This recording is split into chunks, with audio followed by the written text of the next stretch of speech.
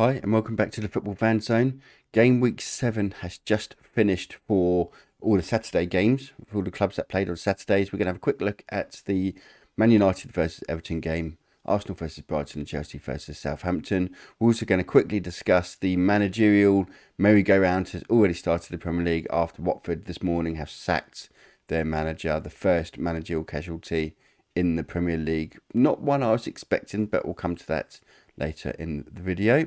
So stay tuned and let's get going.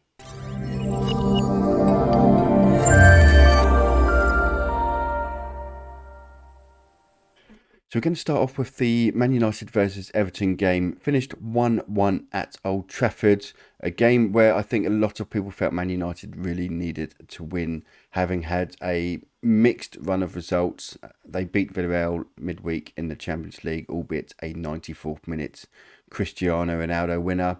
Last weekend they lost to Aston Villa. They also lost to West Ham at home in the League Cup as well. And one of the things that's becoming quite obvious with Man United at home is they cannot keep clean sheets. I think I've read a stat somewhere that said 15 of the last 15 home games, I think it was, where they've not kept a clean sheet. That's extraordinary for Man United at Old Trafford. It's basically a ground where everyone's going and scoring at the moment. And if Man United struggle to score goals, as they did yesterday and as they did against West Ham and Aston Villa, where they didn't score at all, they're struggling to win games. And they don't just need to score one goal. Man United need to score 2 goals because they're conceding every game. So obviously a lot of pressure on Solskjaer. My opinion is I think Man United, with the current squad they've got, the amount of money, we're talking £500 million spent in the last few years under Solskjaer. They need to be, they need to be winning these games. Everton, let's not overcomplicate things too much, but Everton did go there with a very depleted squad. They're missing quite a few players with injuries, but Benitez, of all people, Benitez knows how to take a team as the underdogs and grind out a result. That's what he's known to do. That's one of his traits. When you think of Benitez, what do you think of? You think of someone who's tactically astute. And yesterday, one thing that I thought was really exposed was that was Solskjaer is not tactically astute. We know Solskjaer, a lot of Man United problems where they have dropped results. Quite often it's because Solskjaer's in-game management hasn't been up to scratch. When you consider last season, for example, the Champions League, the Fred saga where Fred should have been sent off. He wasn't sent off. Manager should have picked up what 70,000 people inside Old Trafford knew, which is the next foul that Fred does, he was going, and needless to say, that's what happened. Whereas it's up the in-game management, and that's something that Solskjaer has not really done that well since he's been at United manager, is to be able to take a game where it's not going in his favour, make a tactical decision, whether it be a formation change, a substitution or whatever, that can then go on and get the points. And quite often I thought, certainly in my opinion, I felt that Man United have, when they have got the results, they've got them because of the level of players they've got, which you would expect when you spend £500 million on players, more than what because of a manager's influence, i.e. substitutions, tactics and so on. So very much a case of Solskjaer out at the moment for many United fans. Yesterday's game would have only enhanced that call. I'd be surprised, genuinely I'd be surprised if he went during the 2-week international break. Just because I think United have committed a lot of money with him. They've also, I mean, it's a 1-1 draw against Everton. It's not like a disaster, and some might say it's a harsh game to sack. Perhaps he needs to lose a game or two first. But certainly after the restart, they've got Leicester away, I think it is, and they've also got Liverpool. Their next 2 games are Leicester and Liverpool. They are tough games. These are the sort of games now. I mean, if they lose to Liverpool, I think that could be it. That's the sort of game that can get the manager the sack. So that'll be an interesting one to keep an eye on. Chelsea versus Southampton, a 3-1 win for Chelsea. Back to winning ways after back-to-back defeats. Disappointing defeats last weekend against Man City and against Juventus in the Champions League midweek. Didn't play overly well, I must admit. But they got back to winning ways, albeit after Southampton went down 10 men. So there's a couple of things to take away from this. Firstly, let's quickly talk about the results and the performance. Southampton, a lot of people looked at this game and thought, oh, right, Southampton, Chelsea should win this at home. Southampton have taken points off both Manchester clubs this season already. They're yet to win a game, but they are difficult to beat. They have drawn quite a few, and as I said, against Man City away and Man United at home. So they're not to be taken lightly. So it's probably worth putting out there. I do think that win is coming for Southampton. When that win does come, I expect them to. I don't at this moment in time. I don't foresee any issues with them in terms of their league performance or league results or the league table. I think at this stage of the season you can win 2 or 3 games, and all of a sudden you could go from bottom 3 to comfortably into the mid-table. So early days still in terms of the table, and I don't think Southampton fans should worry just yet. What I would say in terms of the game yesterday, obviously VAR had a big influence, and for me, the offside call was offside. You're either offside or you're onside. There's no grey area. It's not a matter of opinion. It's not I think he's offside and another person says, well, I think he's onside. It's either you're on or you're off. That's the beauty of offside. There's no grey areas, and there shouldn't be grey areas.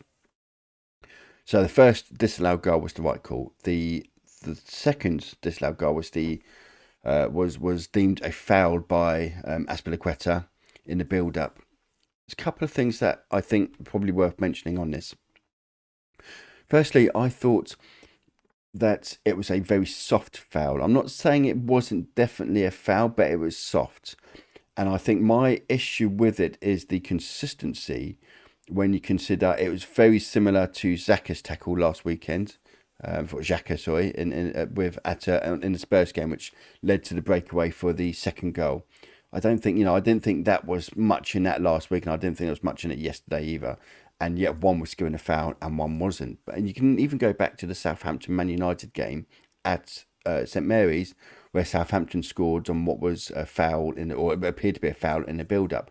And I think many people, or certainly the majority of people, thought that was a foul. So why is the goal standing, but yesterday's one being disallowed when yesterday's tackle was soft at best? Also, in terms of the build-up, it was quite a period. It wasn't like it was that Azpilicueta got it, took one touch, and and there's the cross and there's the goal. There was a bit of a pattern of play beforehand as well, or between the foul and the goal, and it's a case of how far do you go back? I think perhaps we need some more clarification in terms of how far back should the game be looked at when you're looking at possible fouls in the build-up. The other big decision was the red cards with Ward-Prowse tackled on Jorginho. I've been trying to debate this one all night. This one's not an easy one. This is, and again, this is where, as I said about offsides not being a matter of opinion, but more of a matter of fact. I do think these sorts of decisions are a matter of opinion. Some people are going to say it's not a red card. Some people are going to say it's a red card. I would put it on borderline. I think when it comes to the rule book that says endangering an opponent, you could probably put it in that category because of the fact that that Ward-Prowse is leaning, he's reaching, he's not in control, and his studs are up.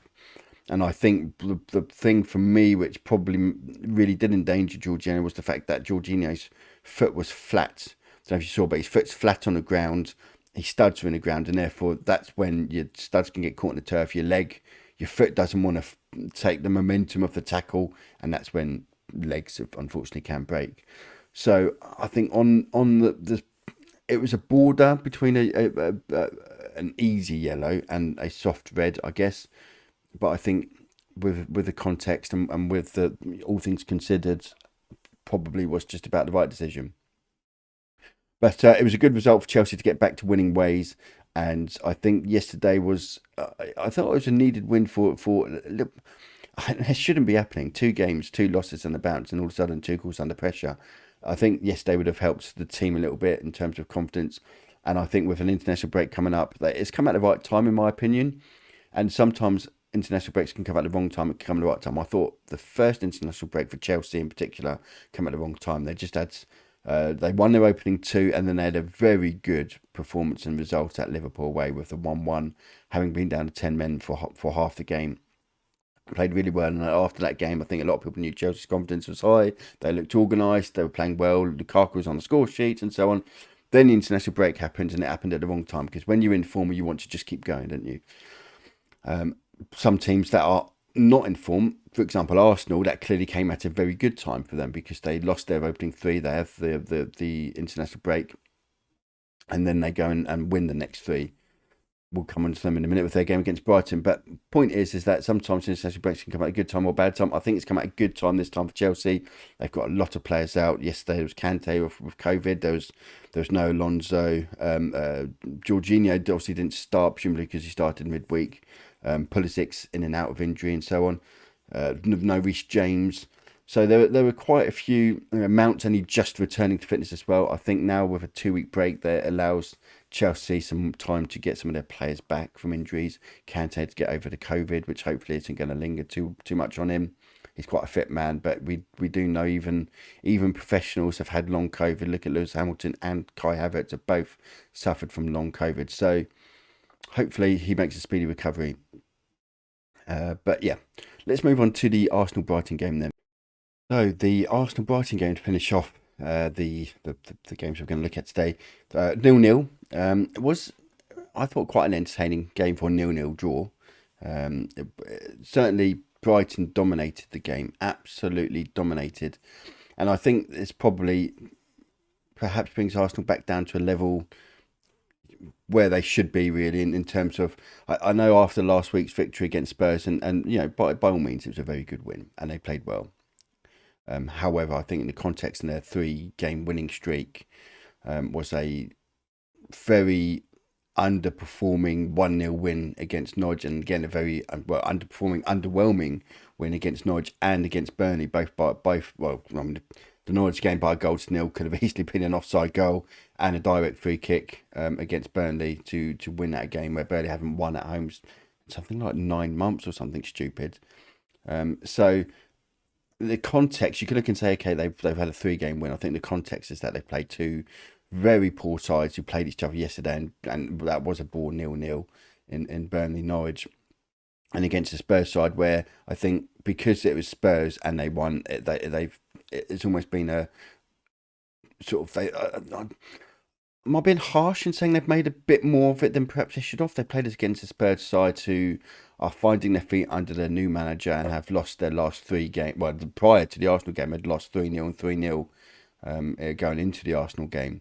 And so I think it was easy to get carried away and start thinking higher than perhaps. I think the goal at the start of the season was for Arsenal. The goal was never top 4, regardless of what Arsenal will want you to believe. The goal is never realistically top 4. The goal is always get back into some sort of European competition, preferably Europa. Obviously, you want the Champions League, but realistically, the Europa League should have been more of the realistic targets, and getting a sort of a top 6 finish. And I think after yesterday's game, I still think that's very much the highest target, so to speak. That's if they get top 6, that's been a really good improved season for them, and I think that's realistically where they need to head to. And there were talks about top 4 again and so on, and about whether United, I think a lot of people saw United as a weak team there and so on. Look, I think if United were in danger of finishing outside the top 4, I do think Ole would be out and United would be going out and getting the best manager they could possibly get to come in. So I'm not, and so for me, the top 4 is still the top 4 favourites. I still believe they're the 4 that are going to finish top 4 from last year. Both Manchester clubs, Liverpool and Chelsea. But certainly, I think Arsenal should be looking and thinking perhaps they can finish around 5th or 6th. Best of the rest, maybe. I think if they finish 5th, that would be a really good season, and so that realistically should be a realistic target. I still think they are struggling to score goals. They didn't really create a lot yesterday. They didn't grind. It wasn't as though they you can have two contexts for a 0-0 game. They could either go and be the dominant team and they just couldn't score. They created the chances, couldn't convert that chance, and you'd say okay, it was a 0-0 draw. They gave it everything, but it just wasn't their day. But actually, I thought yesterday Brighton were that team. Brighton were the ones that took the game to Arsenal. They're the ones that created the chances, and their transition was excellent. But what we saw with Brighton yesterday was very much like last season. Last season, I think it was on Friday nights when I was on the football terrace, where someone had mentioned about Brighton were fourth, I think, on chances created last year, 19th of chances converted. And last night was very much reminiscent of that. It was very, very excellent play from the back. Transition through midfield was excellent. Getting to that final third and just didn't have that goal scoring touch. 20 shots with only 2 on target, 1 in 10 on target, and you're not going to score goals on, if you're going to hit just 1 in 10 on target. So, but as I said, the context of the game itself, Arsenal they didn't grind the 0-0. They were fortunate in that the opposition floundered in the final third themselves, and perhaps a more clinical team probably would have won yesterday. And when I say clinical, I mean, you take teams like Brentford, for example, they were clinical against Arsenal. They didn't need. I would say Brentford had less chances yesterday than. Brentford had less chances against Arsenal than Brighton did yesterday, and so there's still work to be done for Arsenal. Still early days to see if this is a team that can really, not challenge this year, because I don't think that realistically should be the target. And if that is your target, then you're going to be disappointed when it doesn't happen at the end of the year, in my opinion. Certainly, I think they should be looking towards top 6, and the manager, I think Arteta, is the problem Arsenal have had is they either score goals and concede goals like they did last week when they scored 3 but they conceded 1, or they keep the clean sheet but then chances and goals are few and far between. So there's a lot of work to be done for Arsenal, but we'll see how they progress. They've got some. The next set of fixtures they're mixed. There's a couple in there you look at and think, if they could, they're games they need to win or they have to win. And there's other games where you think, look, they might not win those, but if they did, it would be a good result. So we'll see how they get on with their next few games. Right, and the last thing just to mention is the Watford head coach sacking. Start of the season, I would have given you pretty short odds for Watford being the first team to sack their manager, but I didn't think they have 7 points already. They're not exactly. It's not as though they're sat on the bottom of the table with a point or two. It was a mixed start. They had a really good game against Aston Villa. They played well against Spurs despite losing 1-0. The problem they have had is that when they've had a good game and then they've had 2 or 3 really poor games. And I haven't seen yesterday's game between Watford and Leeds, but I've heard it was a bit of a shocker from Watford. But both teams played really poorly. And Watford did play very poor at Brighton, and they played very poor against Wolves. They also, against Newcastle last week, they were 1-0 down. They got back to 1-0, could have nicked it in the end. And I think the reason why the managers probably, this speculation on my part, but I look and think, okay, so they've got 7 points, which isn't bad. You take 7 points from 7 games, that will give you 38 from 38 at the end of the season. 38 will probably keep you up. It's not very often that 38 points people go down with. I think realistically anything above 35 and you might be squeaky bum time, but you say anything above 35 points and more often than not you're going to be safe. But I think what will worry Watford's owners is the fact that they've played Newcastle, they've played Leeds United, they've played Brighton, they've played, they haven't played any of the big 6 sides yet, for example. And I think that when you look at the start of the season and you looked at the fixtures and you think 9 or 10 points maybe, if you're going to stay up, given that set of fixtures, because the fixtures aren't going to get any easier now, and they've got Liverpool at home next. So I can see what they're looking at and thinking we needed 10 or 12 points from these opening set of 7 fixtures, given that the fixtures weren't the hardest. And I don't mean any disrespect to the likes of Newcastle, Wolves, and so on. I said they have played big city. They played Spurs away, didn't they? But the point is that they have had the games there where I think certainly at the home games against Newcastle and Wolves, they would have wanted maximum points. They had a good win at Norwich, but then who hasn't had a good win against Norwich at the moment? No disrespect to Norwich, just the way it is, I'm afraid. So I can, mixed feelings about whether or not, but I'm surprised that, given that Steve Bruce at Newcastle And let's be honest, look at Norwich's manager. He's not even close. He's not even in discussions for the sack. Yeah, they lost. I mean, was that yesterday was their first point in the league. Their first point in, if you go back to the last Premier League season they were in, something like 15 or 16 games. They had like 15 or 16 losses in a row over the course of 2 seasons. I mean, and somehow, but that's the way it is. Anyway, let me know what you think. Am I right? What am I saying? Am I wrong? Do you think that Watford were right to sack their manager? Do you think Arsenal's targets should be top four, or do you think people were getting a little bit carried away with their open top bus parade after their 3-1 win against Tottenham last week? Perhaps yesterday was just a bit of a bringing back down to earth. Say, look, you can grind out the odd result here and there, but over the course of 38 games, they're just simply not going to win enough games over the course of 38 to realistically challenge top four. And should Ole Gunnar Solskjaer, should he be sacked? Is his time at Man United done? Let me know your thoughts in the comments, and I'll see you all again on the next one.